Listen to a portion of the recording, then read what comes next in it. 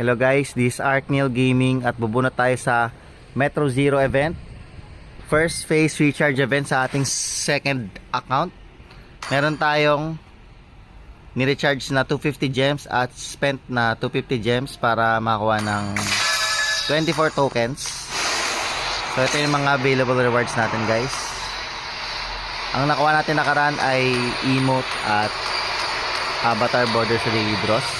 Tapos nun, sana makakuha tayo ng ganito no guys, mga effects.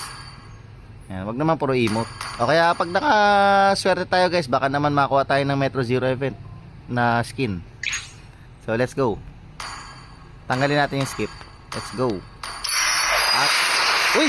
Mega collector, may nakuha tayo skin. Ano to?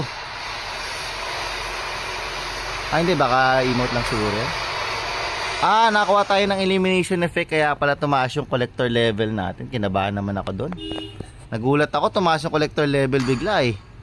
Pwede na elimination effect, not bad. O, 10 ulit tayo guys.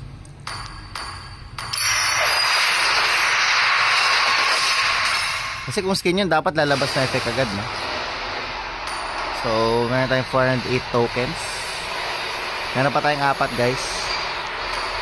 Ngayon na natin. Naglalag ba?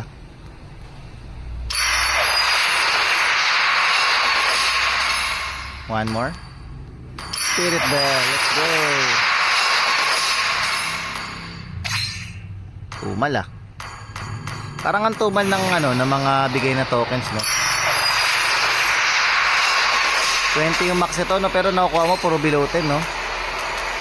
Parang scripted, no? Yun, 15 bumawi din. 451 tokens. Wala pa tayo sa kalahati din. Yari. Anyways, may 2 phases naman to guys. So, sa second phase, bawin lang tayo. Tapos meron pa naman 17 days ng daily draw. So, siguro estimate ko makakuha pa tayo ng extra 170 from kung makapaggastos pa tayo ng extra guys ah. So, ito yung total rewards guys. Sunod ko na kukunin yan.